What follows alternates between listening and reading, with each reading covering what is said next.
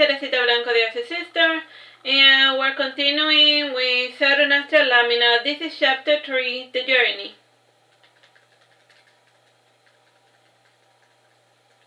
The money was acquired from the hidden caches of the Bashmag. The Reverend was never one to trust his family with his money. He had hidden caches all over the continent with small amount of golden coins here and there. And since he had become a revenant, he had been recovering those caches nearest to his home and moving them to his graveyard for safekeeping.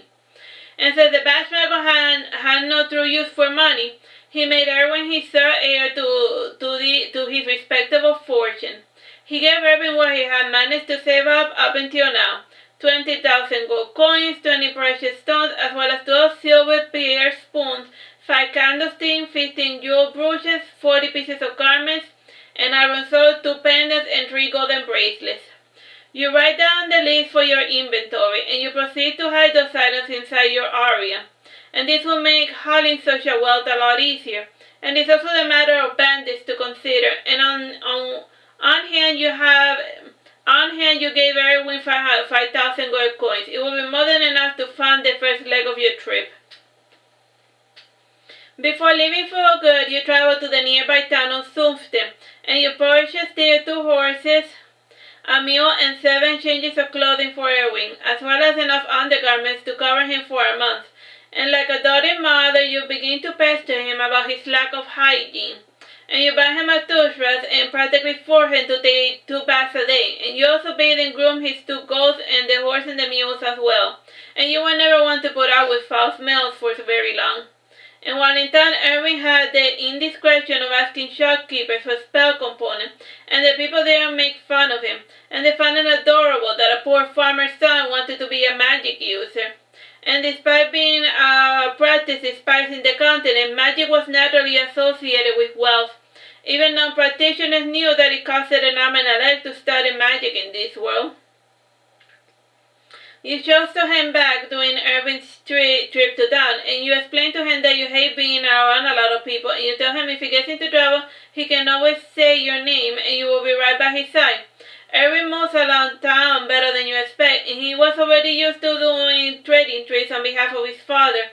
He knew how to haggle and knew some of the names of the shopkeepers. And before leaving town, one of the shopkeepers commented, "Irving, your father was looking for you just the other day." "What did he want?" asked Irving. "He said you stole 2 goats from him and had run away from home," said the shopkeeper, amused. Irving quickly answered, "I did not steal them. I left money to pay for them, and besides, I raised and took care of both of them. So as far as I'm concerned, they belong to me and not him."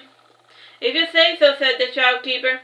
Irving finally leaves the town as night falls, and you had told him to stay at the inn, and you descend to speak with him when you see him outside of town, and you ask him, "What's the matter?" "I saw my father and my brother in town, and I left in a hurry with Artsy because I think they saw me, and it's not the shopkeeper who had told them about me and what I plan to do," he says. "A wise decision, and we should return to camp, and I don't trust them Bashmago with our horses," you say. And you smile tacitly when you see the 2 goats trailing behind Irving, and for safety purposes both of you follow along with a band of traveling merchants, and they tacitly accept the company of Irving and yours included. And close to midnight we finally arrive at the cemetery, and as you come closer you notice the Bashmago and other children awake, and they usually sleep during the nighttime. And you ask the fairy who informed you that there was some commotion in the cemetery last afternoon, and some priests had come there to recover Irving, who was said to have been spirited away by a witch. "And maybe you should explain things to my parents," says Irving. "I do not want to cause any unnecessary problem." It's fine, you reassure him. "This is nothing we can't handle." You ponder a moment and then suggest, "Maybe we should relocate the entire cemetery. And we're already associated with witches and revenants, and it's only a matter of time before an entire church procession comes to rid of us for good." "And I do not like the idea of being taken away by Artsy," says the Bashmago.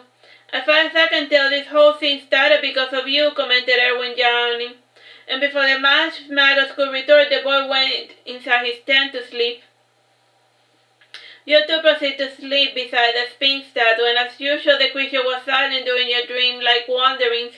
And the children were boisterous, with their quixotic mumblings and poking and pulling at your legs, and after briefly consulting various texts on the matter, you discover a way to move the cemetery without bothering to move the entire graves. And you wake up after sleeping for 3 hours, and you proceed to start your green work.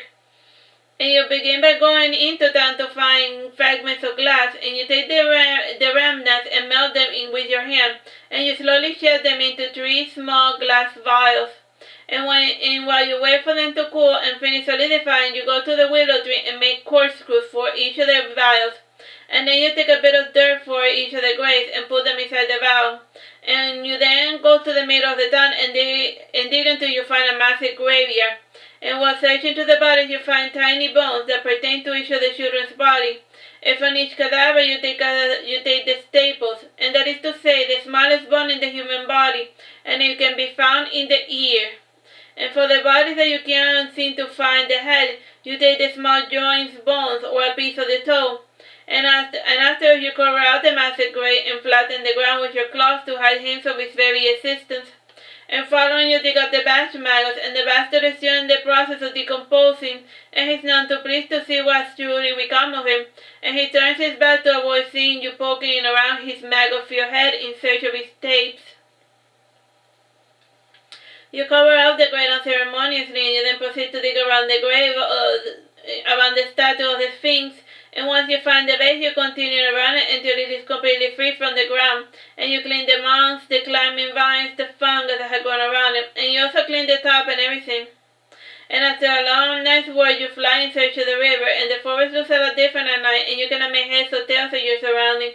And seeing you lost, one of the fairies in the forest flies towards you and asks, "What are you looking for?" "The river," you answer. "Follow me, I will take you there," said the fairy. And you follow the fairy and finally arrive at the waterfall, and you leave your vows unattended and stride to a makeshift belt, and you finally take a plunge into the water and find it freezing but relaxing, and the slow movement of the river makes you fall asleep, and you do not drift away since the movement of the water is too slow and the banks are far too shallow to take you away. While asleep, you finally dream of the Sphynx, and the way it looks at you seems as if she's saying goodbye.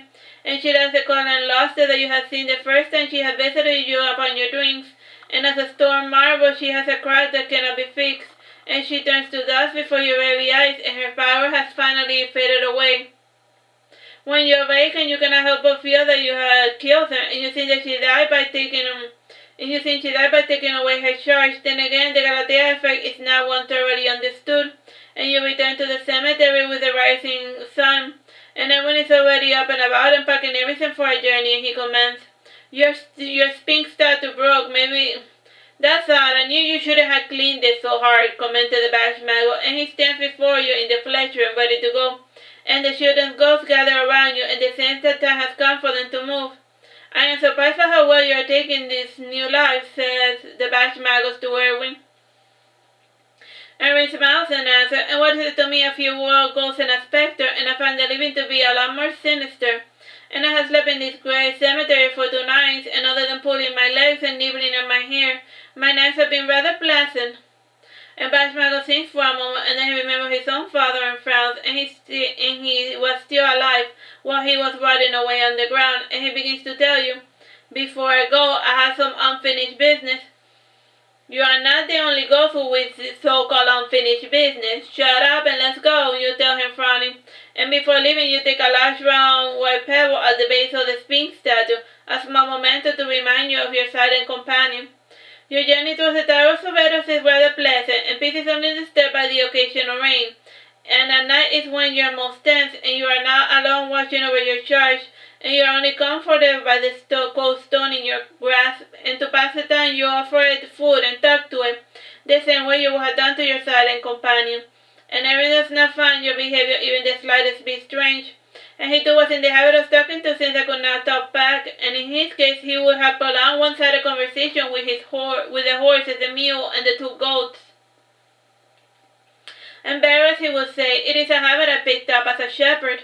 And indeed it was the only way to fight the silence that surrounded us, and the silence was eventually broken when we finally neared the ocean, and the trees rocked rhythmically to the sea breeze, and the air had a faint smell of salt, and the children and the fairies who had traveled with me fly on ahead to take in the surroundings. And we have only 2 more days before reaching our destination, and this afternoon you are riding on horseback. and Irving has been near the batch mago and the other dead for so long that he has developed a sort of affinity with them. And he can see and hear them, and all humans have such affinity with the dead, and at first it starts as a small feeling, and then when nurtured it allows one to see and hear the dead, and in a sense the more contact one has with the living dead, the more one can perceive them, and you use living dead to refer to ghosts and not the deceased who have moved on or rest in peace. And roughly only 10% of all ghosts become living dead, and even fewer have the willpower to turn into revenants, rice, or even the ever-popular undead vampire. Your meditations on the dead are interrupted by Irving's chit-chat, and when you finally bother to pay attention, you hear him say, "I am surprised that things went so well, and I was told that the roads were always littered with bandits." "That is a big misconception," answered the batch magos. "The berserker lords do regular sweeps over the roads to flush out the highwaymen, and some even pretend to be merchants to trap the thieves, and even roast this far out get maintained at least once a year." And you add, "And besides the mage tower, the really isn't allowed to be found in this direction, and most bandits prefer easier targets anyway. And they know that only mages travel this road. And what do I do or say when I get there?" asked Irwin. "Just tell them you are Irving Gore, the bastard of the batch magos," says the batch magos. "And then what?" you ask. And then you pay for the classes and meet the director. It's just like any other grammar school, except that they teach you magic," explained the batch mago. "Tell me the truth, batch mago. You have no idea what you're talking about. You have never gone to the Tower of Suberus," you say, smiling. "No, but I was going to, and I kept private correspondence with the archmagos, and from time to time I took lessons with one of their illustrious teachers," says the batch mago, frowning. "Sure you did," I said, snorting. "Yes, I did. And do you want me to return home and show you the correspondence?" said the batch magos in a fury. "Relax, what does it matter to you whether I believe you or not?" you ask disdainfully. "It matters to me plenty," he says. "Fine, for the sake of peace, I will tell you that I believe you, though frankly these so-called letters do not impress me one bit," you say, pouting your lips. "And that is because you do not know his terrible and awesome powers," continues the batch magos. And he continues banjoing on about the great and powerful Suberus, and you answer mechanically, not bothering to pay attention to what he's saying. And based on the fairy guardian system, all stories about him refer to a number of mages, and in fact there have been 17 Suberus. And a day passes, and we finally arrive at the ruined tower, at the ruined town on the foot of the tower. And the tower is on top of a hill that raises at a cliff overlooking the ocean, and the tower stands at its ledge, and its ruined battlements and the top and crystalline dome roof reminds you of a lighthouse instead of a decrepit tower, and your eyes focus on the gorgeous ocean. And you find it out that there is no sign of life, and not even the fishes bother to swim near its shores. And this you like very much, and you have never bothered to swim in the ocean because you are afraid of fishes. And before leaving the tower, you ask Irwin, "And what are you going to say when you go in?" "Well, the truth, that I'm a peasant who wants to learn magic," says Irwin. "That's not a good idea. Rich and nobles treat poor people like garbage, and you might just laugh you out of the tower, and we'll have to go elsewhere for your lessons," you say, folding your arms. "Tell them that you are the bastard of a nobleman. I have noble blood. Tell them you are related to me," insists the batch magos. "But I don't look anything like you. Plus, even bastards receive something of an education, and I thought a lot about it, and I realized things would be worse for me if I lie," insists Irwin. And he adds, "And besides, all I care about is about learning magic, and if this course is the same as the others, as long as the koi king's clicking, they will have no other choice but to teach me." As we near the tower, we continue to discuss the matter, and both the batch mago and you want Irwin to lie, and even the ghosts and fairies think that lying will be the right way to go. And Irwin should then stick to his lie, even if no one believes him, and the alternative seems to be foolish and naive. And to end the argument, you take a coin out of your pocket and you tell Irwin, "We will flip a coin. If it comes out head, we will do things your way, and tails, and you will do things my way." Irwin nods in agreement, and when it comes to coin flipping, you do not tamper with the results, and you roll your eyes and moan when you see that the coin comes out head, and you have chosen tails because it comes out more often than heads, and it seems as if the face wanted Irwin's schooling to progress the hard way. You had bothered to go on horseback to meet the excellent Irwin about a week before the summer semester started, and you knew that this could have the sublime innovation of teaching people based on a schedule of sort, and the classes were organized and the teacher had something that could be called a study course. and he had quite the elaborate bureaucracy system designed to keep the archmagos living in opulence, and aside from the 281 new students, 400 apprentices, 120 journeymen, and 10 magi, the tower was home to some 300 slaves and servants, and one could almost call it a normal school if it wasn't for the detestable guild system. And after spending 2 hours on the incline, you came to appreciate the fact that the tower was actually a lot bigger than it looked from far away. Then again, you could say the same thing about all buildings. When Irving first tries to enter the tower, one of the servants chastises him and tells him to use the back entrance. And the servant also tells him that the tower does not need any more goats. Irving then says, "I am not a servant, I came to study magic." "Couldn't tell by the looks of you," commented the servants. And when you enter the stable, the servant's eyes open wide, and he bows and apologizes for the confusion. And he's impressed by the robes you wear, and the servants also think that the belt and your vials contain spell component, and like everyone, he says that you are a magic user, and indeed you certainly do look the part. And you choose to keep quiet and let Irving handle his business, and he arranges to have the horses taken care of in the stable, and he leaves the mother of his coat behind, and he allows her kid to follow him along. And as the servants guide Irving to the registry, your boy is trapped behind a perplexed gazes, and no one knows what to make of him. The servant takes us to one of the office floor, and he knocks on the doors and enters, and after waiting in the hallway for half an hour, the servant ushers us within. And the man in the registry is a paltry, sleepy fellow, and his entire room is littered with books, scrolls, and other important paper. And there are also 2 chairs and a couch, and you recline on the couch while Irving sits before the notary. "I take it you came here to learn magic," he says, Johnny. "Yes," nods Irving. "And do you realize that this is not a charity, and we simply do not offer free classes regardless of talent," continues the notary. "Yes, I know that," says Irving. "The entrance fee is 3,000 5,000 coins, and this includes the basic upkeep of your room, 3 meals a day for the entire year, and you must also pay this in advance if you wish to enter. If you desire a monthly plan, it will have to be 600 for the first month, and then 100 each month." "And how do you desire to pay?" asks the notary. Irving looks at you, and the notary starts staring at you as well, and you take out a coin pouch and pour 2,000 coins into the notary's desk. And finally he says to count each piece of coin and nibble them to make certain that they're real. And after he's done, he comments, "A banknote will have sufficed, and also where do you get the money?" "From me," you say bluntly. "We don't want any trouble with the law, and if you stole it, be honest about it," insisted the notary. "This money was given out to me for safekeeping, and I am to disperse it to the young master as I see fit," you say, carefully measuring your words.